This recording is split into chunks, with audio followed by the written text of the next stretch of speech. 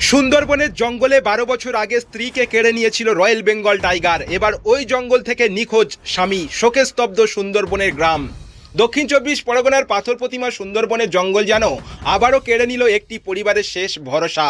যে কলস জঙ্গলে 12 বছর আগে বাঘের হামলায় প্রাণ হারিয়েছিলেন রুমকি ভক্তা, ঠিক সেই জঙ্গলেই এবার নিখোঁজ হলেন তার স্বামী ভানু ভক্তা। এই ঘটনায় শোকের ছায়া নেমে এসেছে গোটা পশ্চিম দ্বারিকাপুর এলাকায়। মঙ্গলবার বৈধ পাশ নিয়ে 11 জন সঙ্গীকে সঙ্গে করে মধু সংগ্রহে গিয়েছিলেন ভানু ভক্তা।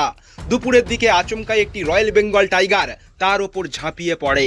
সঙ্গীদের চোখের সামনেই বাঘটি তাকে ঘাড়ে কামড়ে ধরে গভীর অরণ্যের দিকে টেনে নিয়ে যায়। প্রাণপণ চেষ্টা করেও তাকে উদ্ধার করতে পারেননি সঙ্গীরা।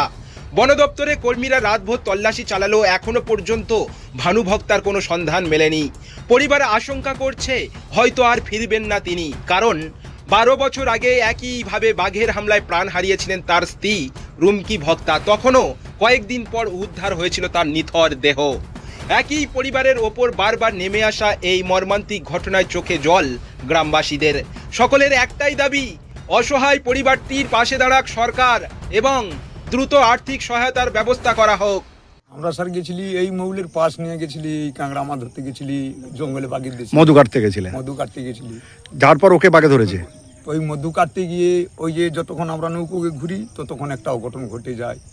একটা অঘটন ঘটে যায় মানে আমরা আমরা বাঘ ছুটে তাড়া করে নিয়ে এসে স্যার ওইখানে আমরা খুব অসুবিধায় পড়ে গেছি। কাঁকড়া মধুকে কেটে আমরা নৌকোতে এসেছি, ওইখানটায় অঘটন ঘটে যায়। ততক্ষণ আমাদের করার কিছু নেই স্যার। চলে গেলো আমাদের চোখের সামনের থেকে নিয়ে চলে গেলো। আমরা কোনো কিছুটাই আমরা কায়দা করতে পারলাম না।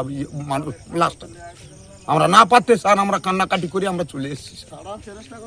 আমরা বহু চেষ্টা করেছি, নিয়ে চলে গেছে, বাঘ নিয়ে চলে গেছে। এর আগে ও স্ত্রীকেও নিয়ে গেছিল। হ্যাঁ, উনার স্ত্রীকে তো ছাড়াতে পারছি না। এই বাবুও চলে গেছে। আমার ভগ্নিপতি উনি, তো আমার ভগ্নিপতি উনি চলে গেছে।